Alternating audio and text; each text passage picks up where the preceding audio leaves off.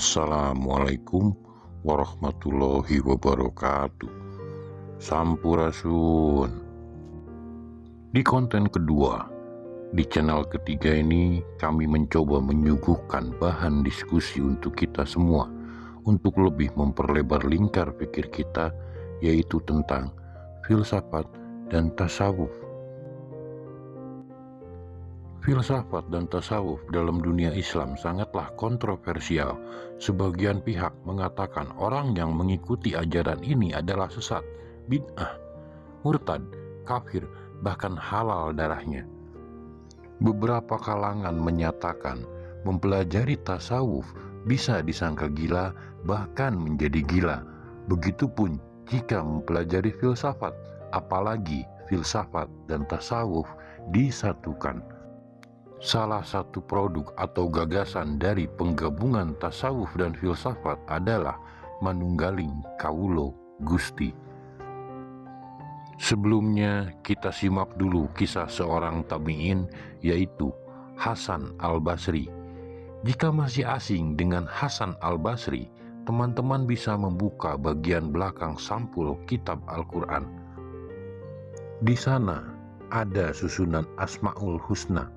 Beliau adalah penyusun pertamanya. Nama-nama Allah ini sebelumnya memang sudah ada di dalam Al-Quran yang tercecer di berbagai surat. Beliau hanya mengumpulkan dan menyusunnya.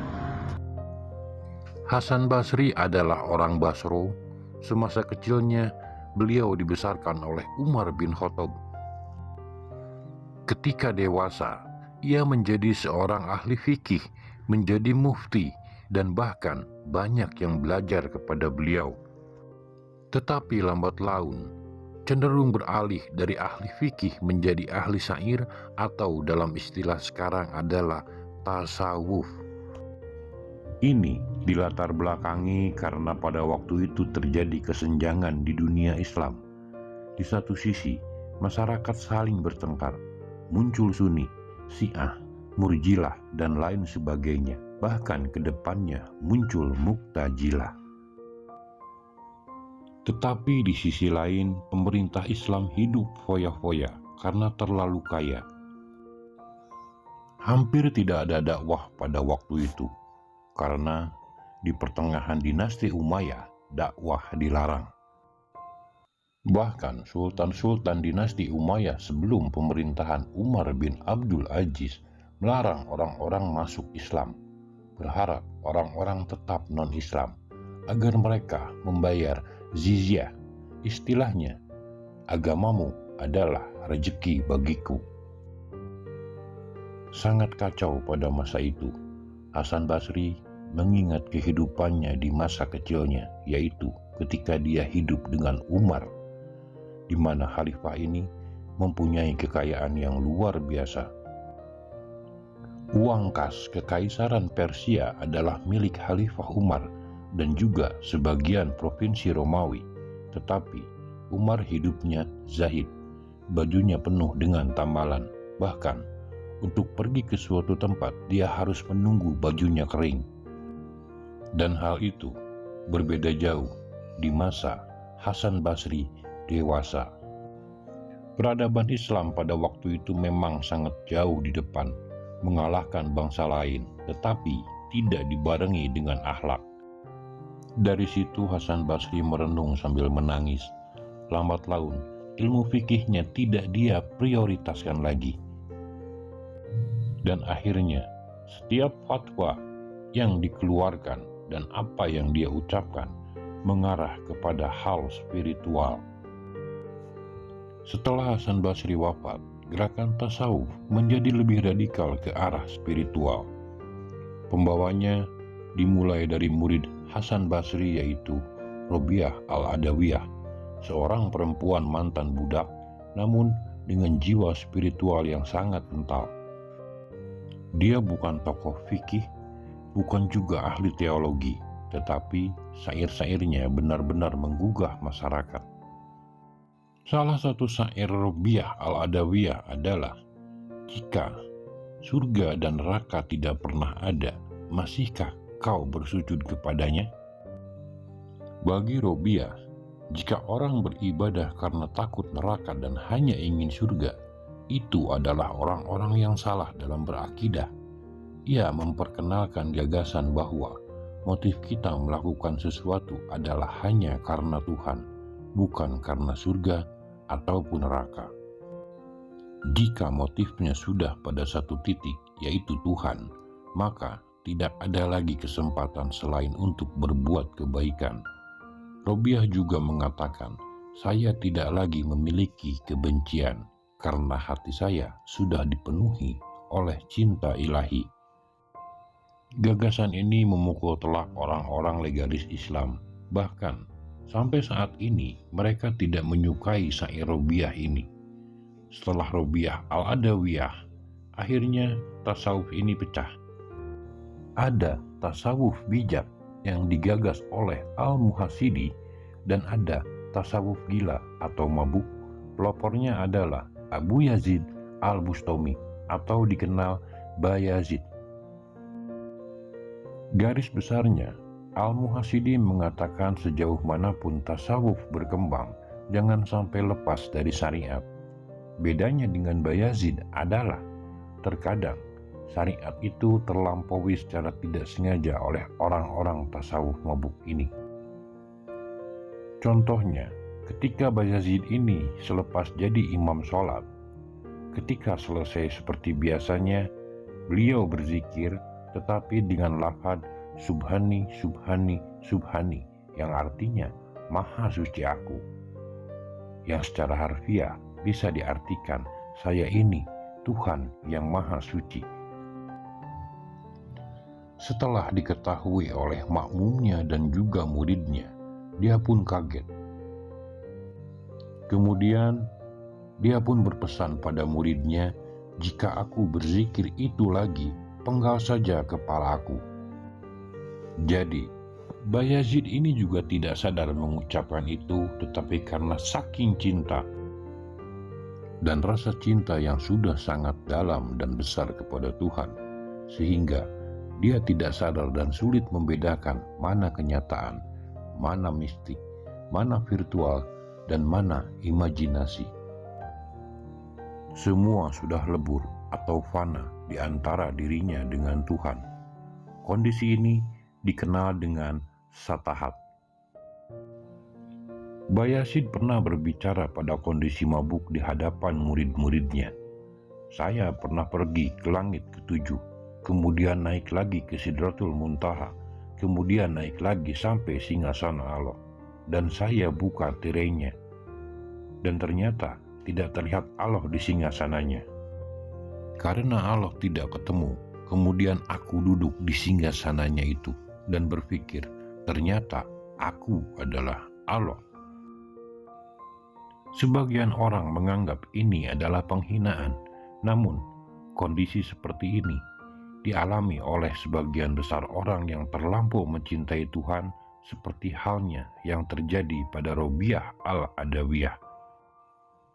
Orang yang kelewatan rasa cintanya pada Tuhan akan berdoa, ya Allah, masukkan hamba ke dalam neraka, besarkan tubuh hamba sehingga hamba memenuhi seluruh neraka agar tidak ada lagi orang yang bisa masuk ke dalam neraka. Memang banyak yang mengatakan bahwa ini adalah kesombongan. Setelah Abu Yazid Al-Bustami, muncul kembali tokoh sufi yaitu Al-Junaidi Al-Baghdadi yang tidak asing lagi khususnya di kalangan NU, di mana beliau adalah pemuka Mu'tazilah yang dianggap sesat oleh NU tetapi menjadikannya Al-Junaidi sebagai imam. Al-Junaidi menganut ilmu tasawuf bijak. Beliau orang yang sangat kaya raya tetapi beliau zahid. Menurut Al-Junaidi, orang-orang seperti Bayazid bukan sesat atau kafir, tapi mereka gagal mengendalikan diri saat sudah dekat dengan Tuhannya. Jadi, jika orang terlalu dekat dengan Tuhan, pancaran kekuatan Tuhan akan menghancurkan kesadarannya. Al-Junaidi menyarankan orang-orang seperti ini harus belajar bagaimana kembali menjadi manusia, atau mengembalikan nilai-nilai ketuhanan ke dunia nyata. Selain itu, Ibnu al-Rus yang level keilmuannya sangat tinggi mengaku bahwa salah satu kitab tasawuf yang kalimat sufistiknya tidak dia mengerti adalah kitab dari Al-Junaidi. Bahkan Al-Junaidi sempat kecolongan saat muridnya Al-Halaj menjadi orang tasawuf gila seperti Al-Bustami. Bahkan lebih gila lagi, dalam kisahnya, di mana saja dia berteriak, "Ana al-haj," atau "Saya adalah kebenaran." Atau maksudnya, dia adalah Tuhan yang maha benar. Meskipun demikian, dia tidak bisa dikatakan melanggar syariat karena ibadahnya dilakukan dengan sangat baik. Sampai akhirnya, dia dihukum mati dengan cara dimutilasi sedikit demi sedikit, tapi dia sangat menikmatinya. Kegilaan tasawuf ini ditambah lagi dengan kemunculan Al-Farabi. Al-Farabi ini bukanlah orang tasawuf, melainkan filosof yang penasaran dengan gagasan orang-orang sufi. Pemahamannya yaitu memunculkan gagasan yang bernama itisal. Untuk menjelaskan itisal, kita urut dari filsafat Yunani. Aristoteles mengatakan bahwa dunia ini disebabkan karena sang penyebab utama, suprakausa atau kausa prima. Menurutnya, sang penyebab utama ini sudah selesai sampai terjadi dunia ini saja. Lalu, banyak pertanyaan bagaimana tentang kelanjutan alam semesta menyebabkan kebingungan terhadap filosof setelahnya. Di antaranya adalah Plotinus. Plotinus bertanya, apakah alam semesta itu abadi? Jika dia abadi, maka alam itu penyebab bersama Tuhan. Artinya, alam semesta bekerja sama dengan Tuhan, sang penyebab pertama. Dan itu tidak mungkin jika alam semesta diciptakan oleh Tuhan. Dari mana bahan dasarnya? Jika alam semesta butuh proses, bagaimana bisa Tuhan yang tunggal yang menjadi penyebab alam semesta yang banyak dan majemuk itu? Sampai mati, dia tidak menemukan jawabannya. Nah, di sini Al-Farabi menjawab untuk menjelaskan pertanyaan itu di gagasan emanasi. Prinsip emanasi adalah Tuhan membuat semesta menjadi banyak atau majemuk karena kondisi gradasi. Dalam pemikiran Al-Farabi, Tuhan itu adalah zat yang memikirkan dirinya sendiri. Ketika Tuhan sedang memikirkan dirinya sendiri, maka akan terciptalah akal utama. Kemudian, akal pertama ini akan terpecah menjadi esensial dan eksistensial. Kemudian, terpecah lagi menjadi 4, 8, dan seterusnya, yang akhirnya semesta ini tercipta dari Tuhan yang tunggal menjadi banyak. Walaupun Tuhan Esa, namun menjelma menjadi banyak. Jika gagasan Al-Farabi ini dikaji oleh orang Buddha dan Hindu, mereka akan mudah mencerna emanasi. Tetapi orang Islam, Kristen, dan Yahudi benar-benar tidak mengerti atas gagasan Al-Farabi ini. Gagasan Al-Farabi ini selain memberikan jawaban di dunia filsafat, juga di dunia tasawuf. Yang kemudian, orang-orang seperti Al-Halaj dan Bayasin menemukan sebuah pencerahan bahwa alam semesta ini bahan dasarnya adalah Tuhan itu sendiri. Mereka berkata, "Aku adalah bagian dari Tuhan. Semakin aku berkesadaran akan Tuhan, semakin tercerahkan. Semakin dekat dengan Tuhan, semakin dekat dengan identitasnya dan menjadi lebur." Ini diperkuat dengan ayat, "Dan sesungguhnya kami telah menciptakan manusia dan mengetahui apa yang dibisikkan oleh hatinya, dan kami lebih dekat kepadanya daripada urat lehernya. Akhirnya, tasawuf yang umumnya adalah mistik menjadi sebuah gagasan falsafi berkat jasa Al-Farabi. Selepas Al-Farabi, muncullah Ibnu Sina. Ibnu Sina mengkritik gagasan-gagasan Al-Farabi. Menurut Ibnu Sina, manusia itu terbatas, tidak akan bisa menjelaskan bagaimana itu Tuhan. Penjelasan yang paling mudah untuk menggambarkan Tuhan adalah dengan tidak menyebut Tuhan itu Maha, seperti Maha Agung, Maha Mulia, Maha Besar, dan lain sebagainya. Bahkan, Ibnu Sina mengatakan bahwa Tuhan itu tidak Maha Tahu.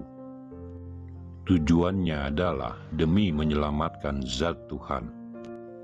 Karena pengertiannya ini, Ibnu Sina banyak mendapat hujatan. Bahkan, Al-Ghazali menganggapnya sesat. Dari sini, memang banyak yang gagal paham. Namun, kita bisa pahami dengan contoh. Jika saya tahu ini adalah kambing, maka pengetahuan saya telah terjajah. Pengetahuan bersifat objektif atau sesuai objek, namun yang sebenar-benarnya pengetahuan ini adalah sapi. Terserah saya menyebutnya apa, karena saya terbebas dari penjajahan. Maksud Ibnu Sina adalah ketika Tuhan Maha mengetahui bahwa itu kambing, maka Tuhan tergantung dengan apa yang diketahuinya atau telah terjajah. Oleh karena itu, dia mengatakan Tuhan tidak Maha mengetahui untuk menjelaskan bahwa Tuhan itu tidak tergantung dengan apa yang diketahui. Maksud mengetahui oleh Ibnu Sina adalah Tuhan itu mengetahui dirinya, dan kemudian mengetahui Tuhan itu menjelma menjadi alam semesta. Jadi, alam semesta ini wujud dari pengetahuan Tuhan. Tuhan tidak mengetahui semua ini, karena ini semua berasal dari Tuhan. Tetapi lambat laun, Ibnu Sina pun menyerah.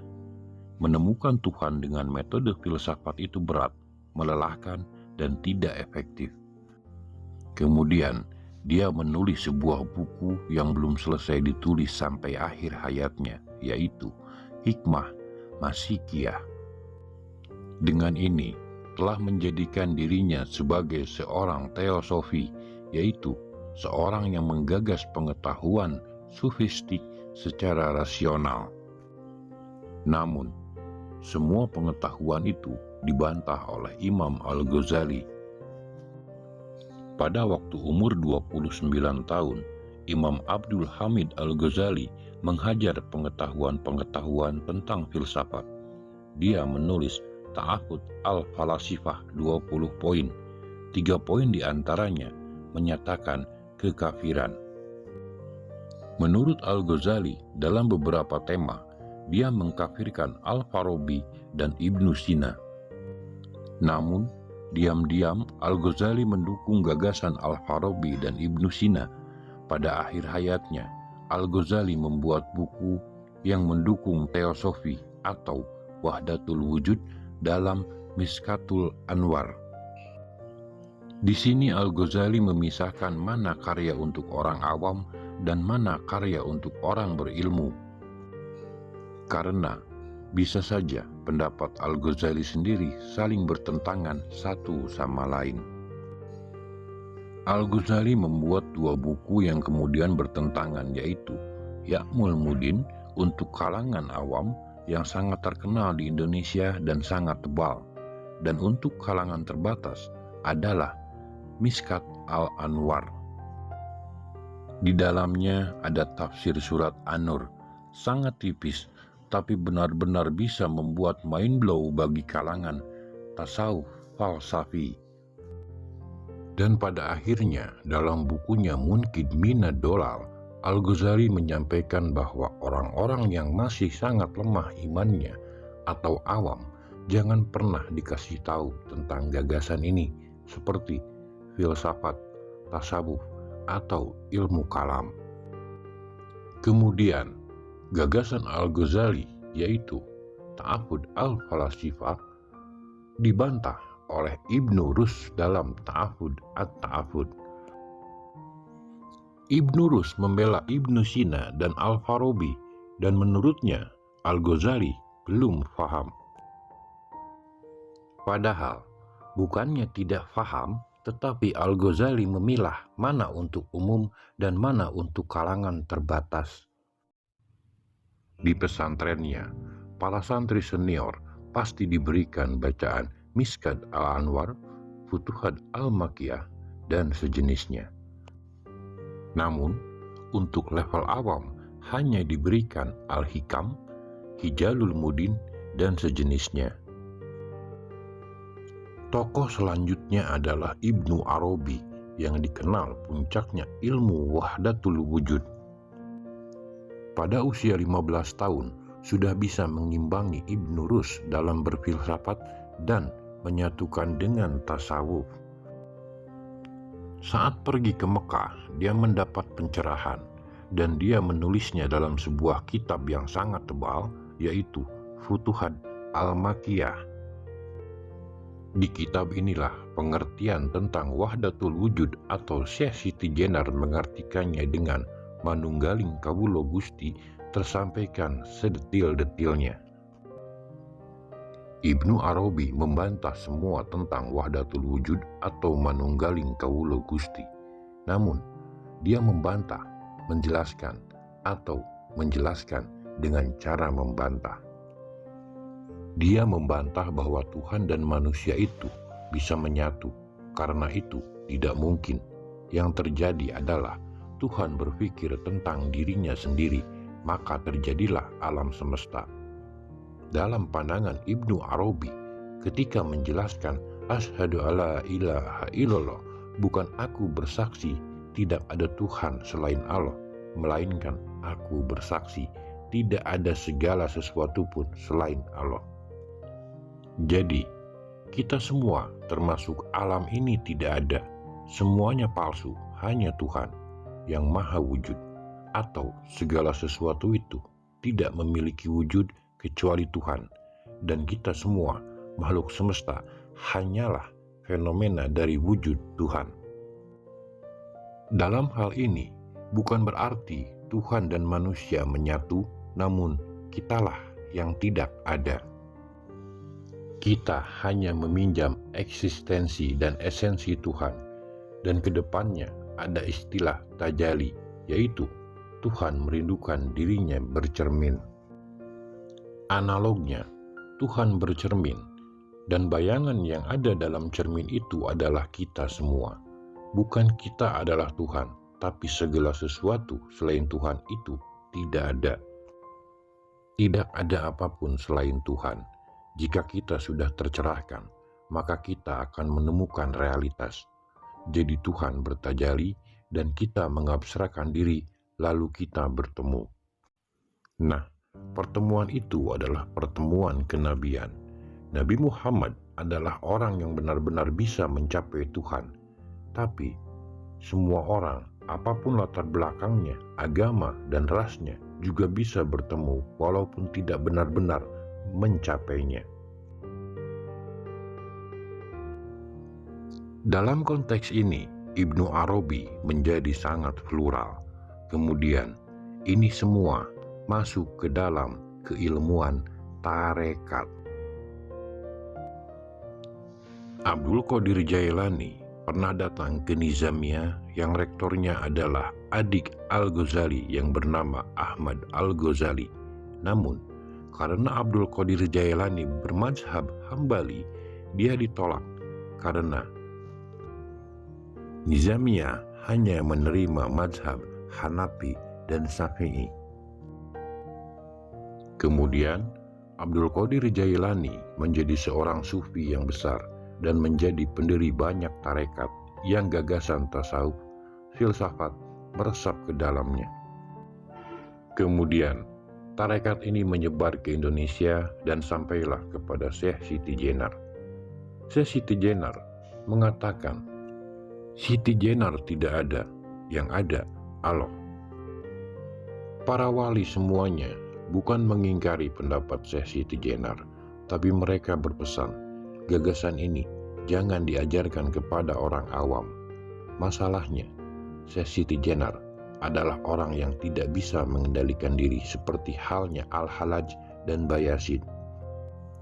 Wali-wali yang lain bisa memilih kepada siapa itu harus diajarkan, sementara Syekh Siti Jenar menyampaikan pada siapa saja. Para wali tidak menyebut dia sesat, melainkan dia menyebarkan sesuatu faham yang jika orang tidak paham dan siap menerimanya akan tersesat. Bukan karena inti ajarannya yang kafir, tetapi ditakutkan menghasilkan orang-orang kafir, karena mengajarkan semua itu kepada semua orang yang belum mampu mencerna dari segi keilmuan dan keimanannya. Para wali di masa itu pun ikut dalam aliran manunggaling Kawula Gusti, namun mereka tidak menyebarkannya. Lakum dinukum waliyadin. Terima kasih teman-teman telah mengikuti channel kami. Semoga bermanfaat. Silakan untuk dikaji dan diolah kembali. Assalamualaikum warahmatullahi wabarakatuh.